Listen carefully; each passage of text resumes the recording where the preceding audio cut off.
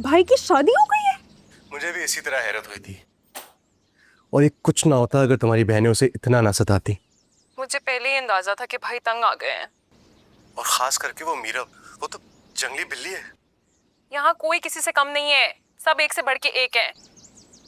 पता नहीं मेरी बहनें ऐसी क्यों हैं। तुम सबसे मुख्तलिफ हो, सादा, मासूम, बहुत अच्छी हो तुम। Thank you. अच्छा खैर, तुम ये बताओ कि भाई अपनी बीवी को यहाँ पर लेकर आएंगे या कहीं और रखेंगे? यहीं लाएंगे। और वो कह रहा था कि मैं पहले पहुंचकर तुम्हारी बहनों को समझा दूं, या कम से कम वहां पे मौजूद तो रहूं। चलो अच्छा है ना, इसी बहाने हम मिल तो लेंगे। तुम्हारी बहनें रिएक्ट करेंगी? ऑब्वियसली मैं भी रिएक्ट करूंगी। ये शादी हमारे मुफाद के खिलाफ है। तुम खुद सोचो फरी, ना हम लड़की देखने गए हैं, ना हमने वहां जाके कोई समोसे पैटी खाए हैं, ना ही हमने लड़की में कोई नुक्स निकाला है। भला ऐसी भी कोई शादी होती है? आने दो उसे, हमें कुछ खास करने की जरूरत नहीं पड़ेगी।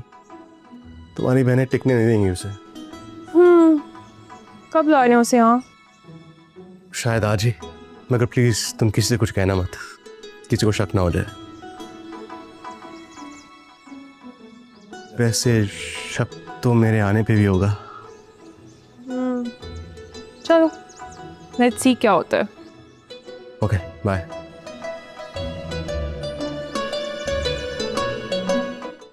हम नाश्ता आपी का बताया हुआ कोई काम नहीं करेंगे, काम हबीब साहब और उनकी बेगम करेंगी। डिस्पेंसर की बोतल लगाना वैसे कोई काम होता नहीं है। जो भी है, हम काम नहीं करेंगे। मत करो, हम भाईजान को कह देंगे। कह दें, वो भला क्या कर लेंगे। ठीक है, अब आप और बिंदिया ही रहें। हम भी आपको नहीं बताएंगे कि भाईजान का चक्कर किसी बुशरा के साथ चल रहा है।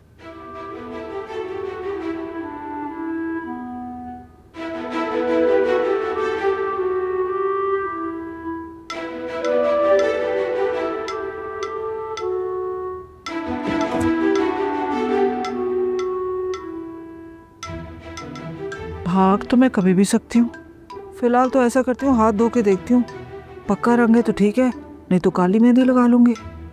शर्ट तो मेहंदी की है ना।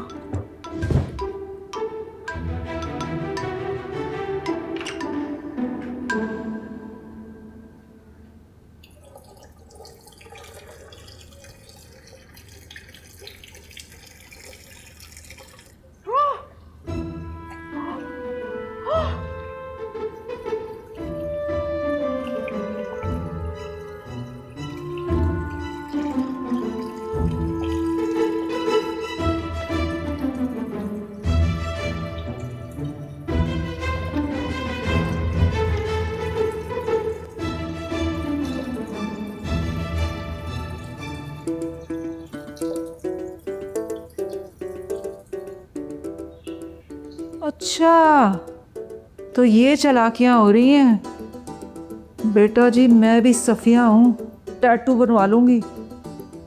ये मेहंदी तो बच्चू जी अब उतरेगी नहीं। वही मिलेगी काली मेहंदी। बुशरा, बुशरा। तो तुम लोग घर की हर बात मुझसे छुपाते हो, लेकिन तुम लोगों से कहीं पहले मुझे खबर थी कि भाईजान का किसी के साथ चक्कर चल रहा है। और तुम्हें ये खबर कैसे मिली? अक्लमंद लोग कभी अपनी सोर्सेज रिवील नहीं करते। भाईजान का किसी लड़की के साथ चक्कर चल रहा है, मतलब सचमुच वो किसी लड़की की वजह से हमसे उकता चुके हैं। और बहुत जल्द वो लड़की इस घर में आप सबकी भाभी बन के आ जाएगी। इम्पॉसिबल। मुमकिन है कि भाभी बन भी चुकी हो और बस उसका इस घर में आना डिसाइड हो रहा हो। कुछ बुरा होने वाला है। मेरी छठी कह रही थी कि जब हम इस सफिया का कुछ नहीं बिगाड़ सके, उससे एक वक्त का खाना तक नहीं पकवा सके, तो हम इस आने वाली भाभी का क्या ही कर लेंगे। खास तौर पर जब हम चार दो और एक में बटे हुए हों। जिसको घर में पार्टियां बनाने का शौक है, जो बड़ा सियासतदान है, वही ये सोचे जब छोटे बदतमीजियां करेंगे तो बड़ों को तो सोचना ही पड़ेगा ना। और जब बड़ों को बड़ा बनना आता ही ना हो तो ये तो होगा। कौन छोटा है? कौन बदतमीज है? मैं भी ये कहने वाली थी कि छोटा कौन है, किसे कहा जा रहा है। बस कर दो लड़ना। सफिया आ चुकी है, भाभी आने वाली है। हमारी शादियों और पढ़ाई की किसी को फिक्र नहीं है। छोटी छोटी बातों पे भाईजान ने स्कूल कॉलेज से उठवा लिया। अब अगर उन्होंने भी भाग के शादी कर ली ना, जो कि शायद वो कर ही चुके हैं, तो हम उनकी बीवी के गुलाम बन के रह जाएंगे। इसीलिए तो मैं कह रही हूँ कि हम सबको इकट्ठा होना पड़ेगा, वरना सफिया की तरह मुंह की खानी पड़ेगी। वो तो आपने ही सर चढ़ाया हुआ है, वरना हमने तो उसे आते ही बता दिया था कि हम कौन है। मेहंदी वाली लूज बॉल भी आपने ही कराई थी, जिसपे उसने छक्का लगा दिया। वो लूज बॉल मैंने कैच कर लिया, मेहंदी उतर चुकी होगी। अच्छा लड़ाई ख़त्म करो, मुझे ये बताओ इस लड़की का क्या चक्कर है? लड़ाई ऐसे ख़त्म नहीं होगी। हाँ, हर बार लड़ाई ख़त्म करके फिर दोबारा लड़ाई शुरू कर देती है। ओके, इस बार हम रिटर्न मुआयदा करेंगे। अब की बार जो भी लड़ा उसे पेनल्टी देनी होगी। अगर हम इकट्ठे होंगे तो ही हम भागी हुई भाभी को भगा सकेंगे, अगर कोई है तो। वो तो है,